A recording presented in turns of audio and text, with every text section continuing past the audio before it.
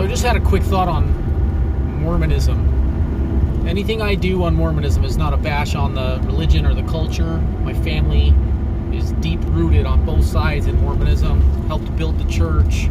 It's a proud heritage that I have.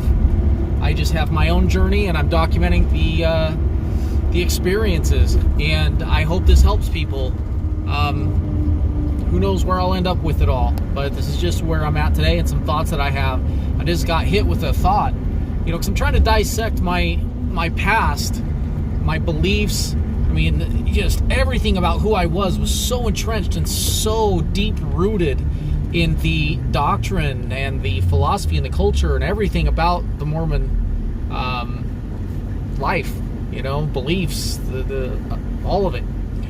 I can't find the word, all-encompassing, right? I can't find the word, but that's just what I am. That's who I am, and I've just seen everything along the way. Especially when when I look at the experiences my father had. My dad was gay and came out of the closet later on in life after 2 marriages and 5 kids, and just watching his entire experience. So many other people, and just a lot of the confusion that happens. There's a lot of good. There's also bad. Let's just call it what it is. There's There's a myriad of experiences that you can have with the Mormon,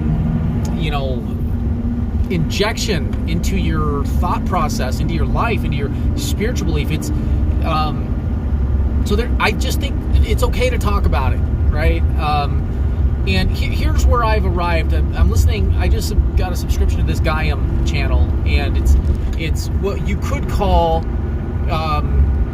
New Age thoughts. It really started out as a yoga and a meditation platform.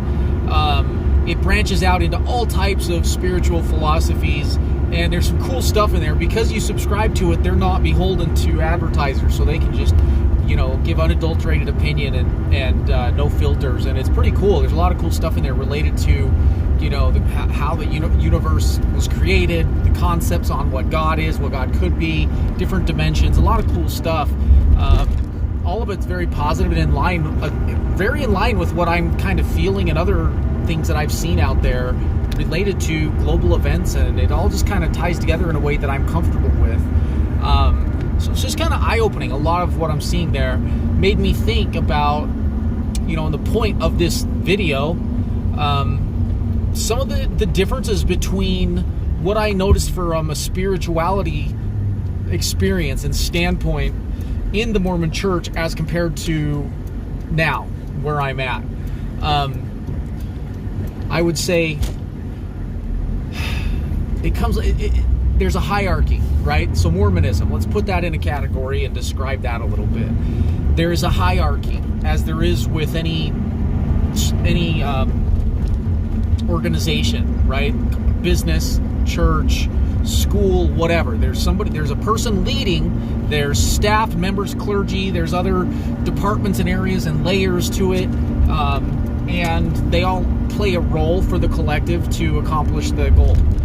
And so in the Mormon Church, you have the prophet or the leader of the church and the rest of us. And gosh, see if I can get this thing to stick here. Sorry. All right.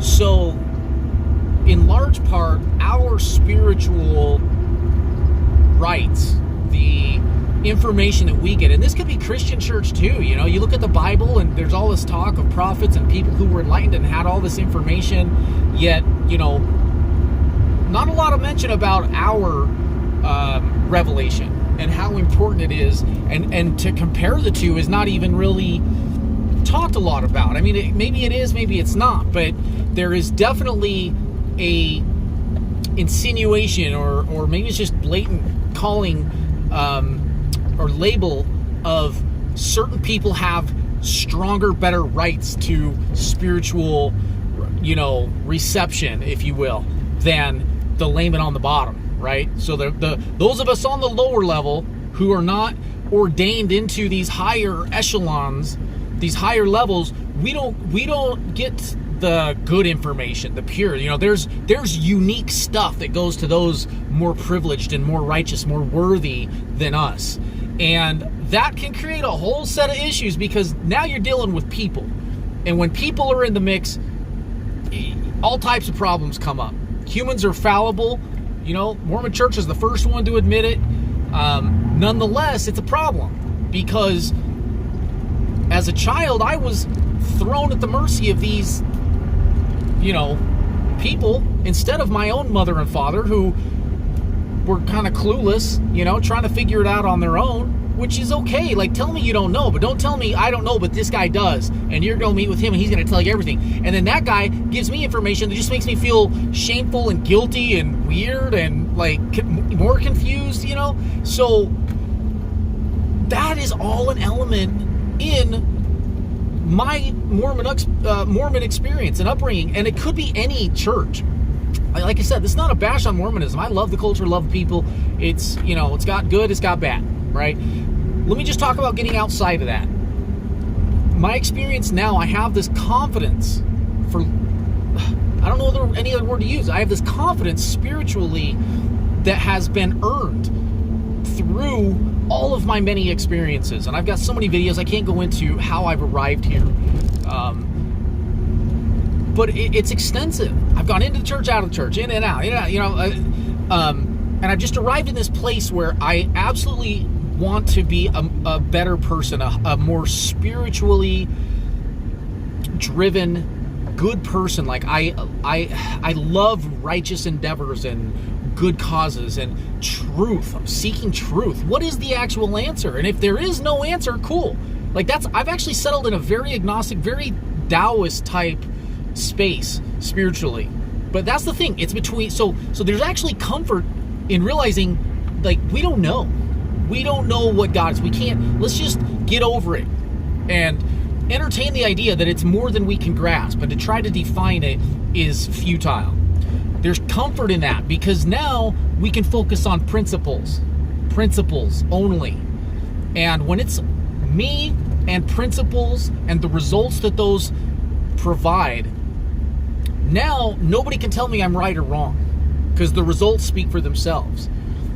And what I end up giving up, and this is the scary part for a lot of people, there isn't that safety in numbers element anymore. There is more and more because there's more people breaking off from organized religion, just saying, look, I don't know, but I do know that there were things in there I didn't like. There were just elements to that didn't feel right. I've just done it because I was told, and I didn't have a better way, so I did it.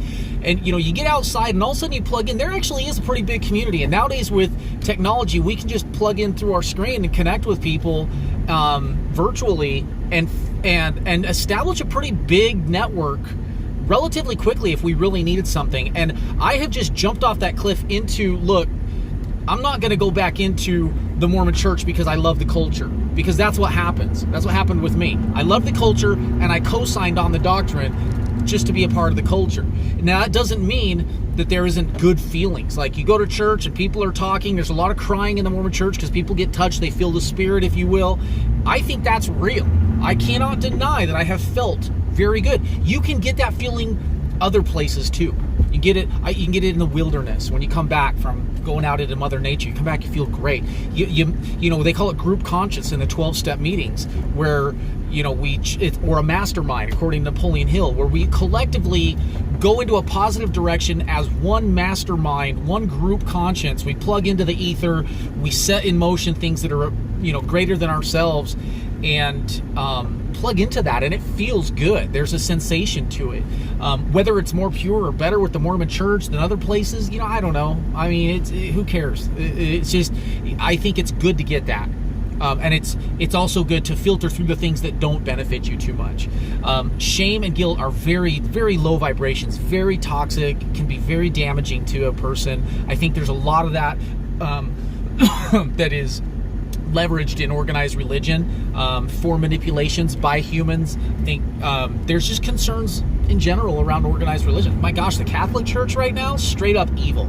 There's just disgusting, horrible, documented, long time, proven evil happening in that church, and I'm over it. I'm going to talk about that. That's like that. I mean, come on, wake up. That's the nowadays. Like, there's a lot of reference to sheep in a good term with the Mormon culture. But, there's a certain extent to where I don't want to be a sheep. Like, I don't know, if my shepherd is a Catholic priest, I sure as hell don't want to be a sheep. You know, a lot of other contexts as well.